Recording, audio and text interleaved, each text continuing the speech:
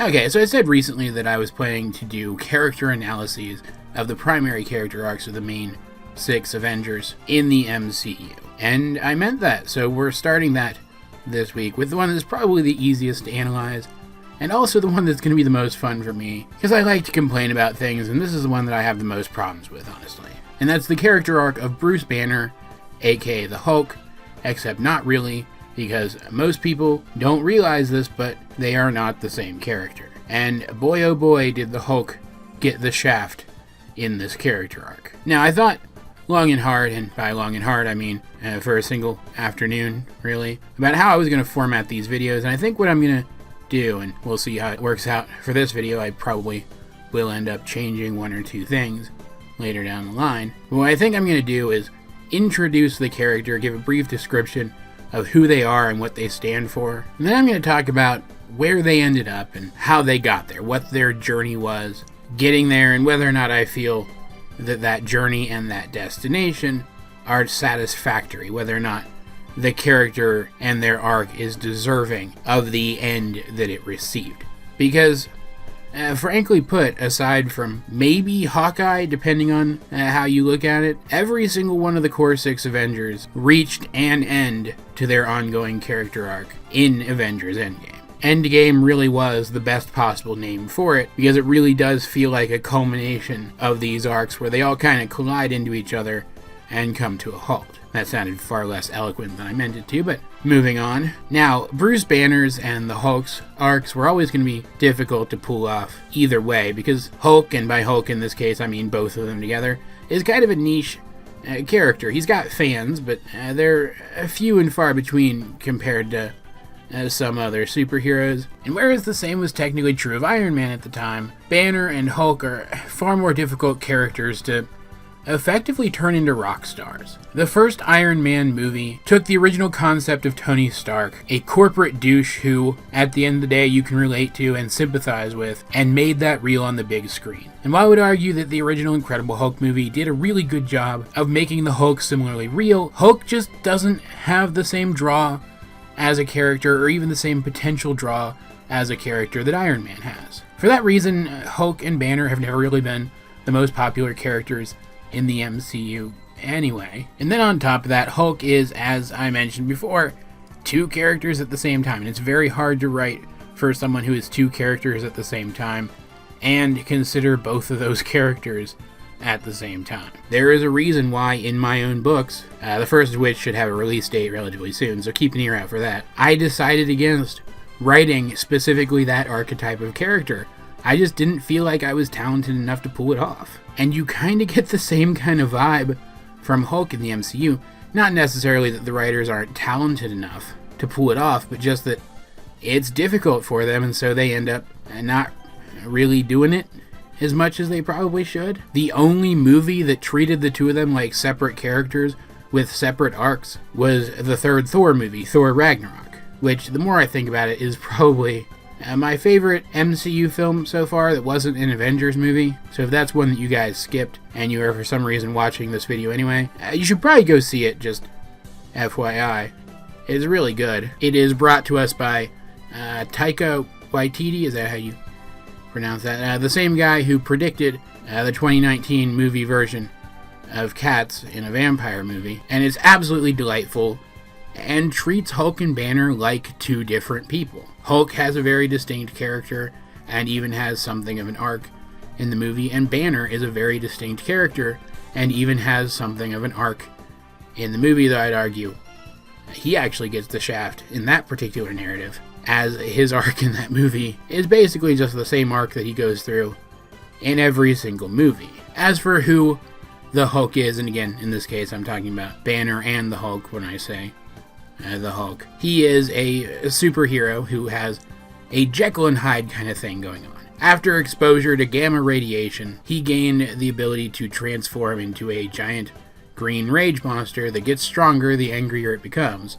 which, depending on who's writing for the character, is sometimes treated as an amplified aspect of Banner's own personality, but then also, depending on who is writing for the character, is literally a separate being that was birthed in that gamma accident. But the fact of the matter is that regardless of where the Hulk's personality came from, he does have an entirely separate personality from Banner's. They are two separate people sharing the same body, and while Banner is very meek and not particularly athletic, but is incredibly smart and thoughtful, the Hulk is pure strength and athleticism. And while he's not stupid, he's definitely not nearly as smart as Banner, and the fact that he's basically rage incarnate means that he's pretty impulsive. He tends not to think things through, acting without thinking. In the first and only solo Hulk movie in the MCU, The Incredible Hulk, Banner's arc was that he wanted the Hulk gone and tried to suppress the Hulk as much as he could, which led to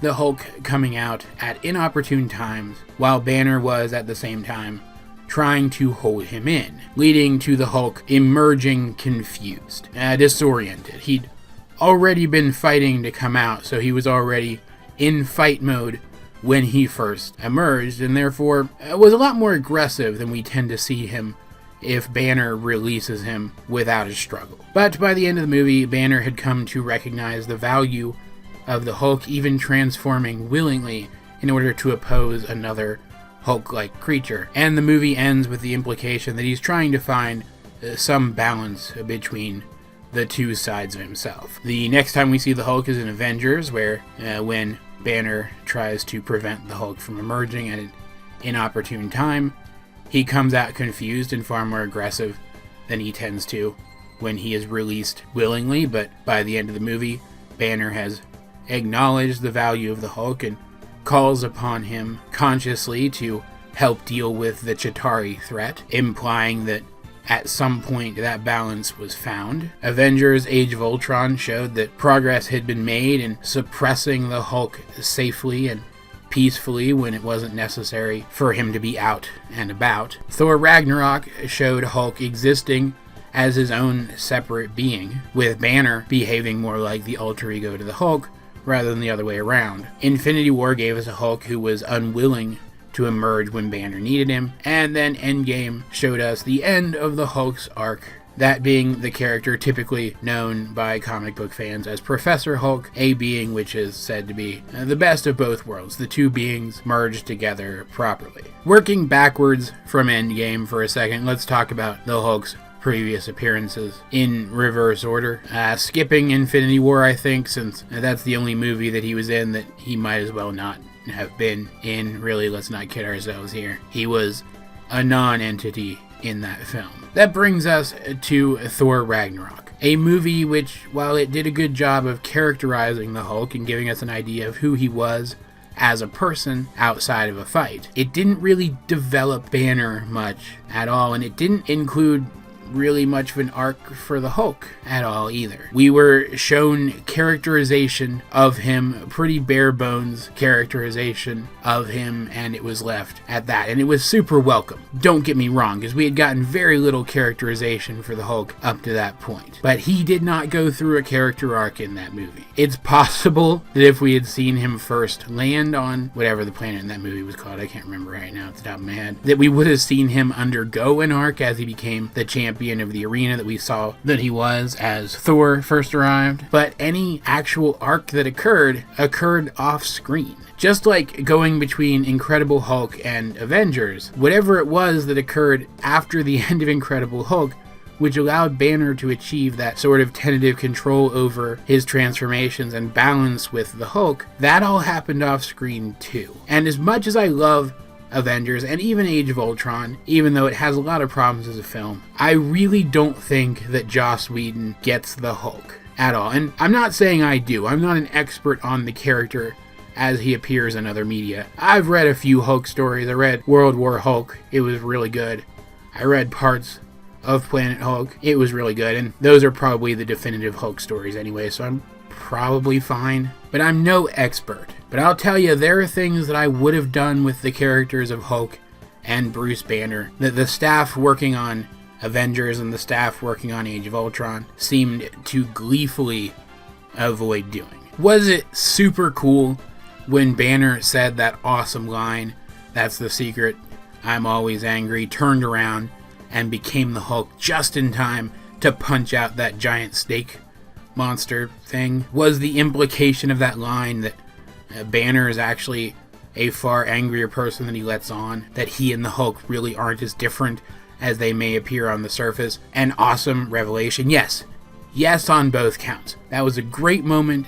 It was a great action-y moment. It was a great big damn hero moment. It was a great line, and it was a great moment of characterization for that character, Bruce Banner. And it was cool to see that when the Hulk came out with Banner's blessing, with a mission to accomplish, he was able to work with the other Avengers, standing back to back with them, that he wasn't the monster that we had seen him as up to that point, at least in that movie. And regardless of what some people have said, I think that this moment perfectly reflects the characterization that we got for Banner and the Hulk both in Incredible Hulk. Banner did seem to enjoy cutting loose with the Hulk when he did, and Hulk definitely wasn't a monster anymore once he calmed down, and therefore wasn't a monster before he calmed down either. He's just a victim of his own emotions, a being who is entirely capable of rationalization and reason when he doesn't have all of that anger poisoning his mind. But rather than explore that anywhere down the line, the MCU seems to stop with Banner's characterization there, with the Hulk's characterization there. They establish these facts about the characters, and then, while they did certainly do entertaining things with them down the line, they never really took them anywhere else until suddenly Professor Hulk pops up in Endgame. Like, let's think about it for a second. In Age of Ultron, Banner seems to take a couple of steps back, as he does seem to think of the Hulk as a dangerous monster again, when technically he probably shouldn't anymore at this point, since Hulk has been acting as a hero now for a while. But I can understand why he would have that mindset, as he was sort of tentatively dipping his toes into the possibility of having a romantic relationship with Natasha. And we do know from the Incredible Hulk that such a thing can lead to unfortunate side effects. So I get that. And even though the Hulk seems to regress as a character, having to be hypnotized out of his Hulk form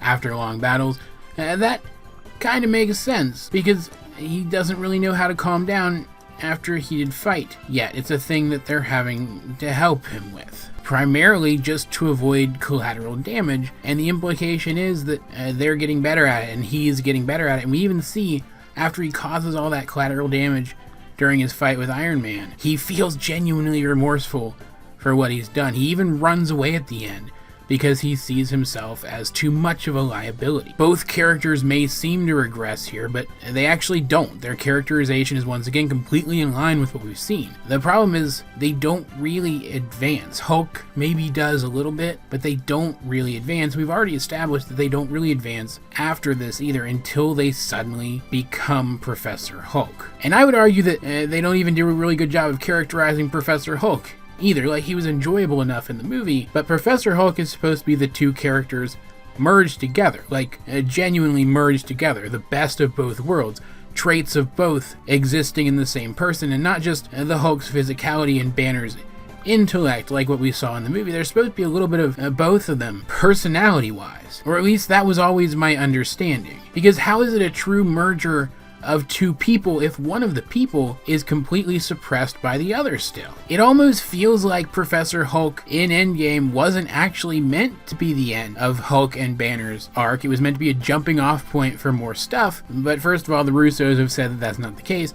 And also, second of all, I don't see where it could be jumping off to, because as much as I love Thor Ragnarok, it apes a lot from the Planet Hulk storyline, which is sort of necessary as a precursor to World War Hulk, so you can't really do either of those now in the MCU. Like, they would have to either revisit a lot of the aesthetics and a lot of the themes from Hulk's stuff in Ragnarok in order to do those two storylines, or completely change how either Planet Hulk works or how the start of World War Hulk works, and I don't think either of them would work as well if they did that. Unless they decide to go with something newer than that, like the current run of Hulk, from what I understand, is actually pretty good. They have burned through all of their Hulk storylines at this point. The implication seemingly being that Professor Hulk is just what we're gonna get from now on, and I find that super disappointing, because, again, while I found him enjoyable, I find the Hulk and Banner to be far more compelling when they're two people in the same body, trying to learn to share and get along. And I desperately want to see a version of them where they change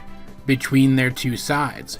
in order to address different problems and work together. Like, that's not a version of the Hulk that you see very often, but it's one that I've always enjoyed when we do. I guess what it comes down to is Hulk's characterization, and I'm using Hulk to be Hulk and Banner again at this point. It's all over the place, and it stagnates for a while, and then it just suddenly jumps to a conclusion that I don't feel like it earned, and which I don't feel like should be the conclusion of this arc. It should have ended somewhere else. It annoys me a lot, even though there were some great moments in there. But I guess at the same time, looking back, I didn't really expect anything better for the Hulk in the MCU because, again, as I said before, the Incredible Hulk didn't do super well. They weren't able to make Banner or the Hulk as compelling as they were able to make Iron Man, another relatively unknown character for Marvel canon at the time. And when Joss Whedon got the idea to use him for dynamic moments and comic relief more than anything, people liked it, so that's what stuck. And just to clarify, yes, you did hear that right. I'm saying that the puny god scene, which I still love and adore, might have actually killed the Hulk's character arc in the MCU up to this point, and they're gonna have to stitch a whole lot of stuff together and work over hard in order to repair the damage at this point, if they even want to do so in the first place. But then again, Hulk as a character in the comics, at least as far as I understand it, isn't the most consistent character either, so maybe this is a true-to-form adaptation of the character and his role in the overarching story of Marvel. I really don't know. I just think they could have done better in this far more self-contained movie universe.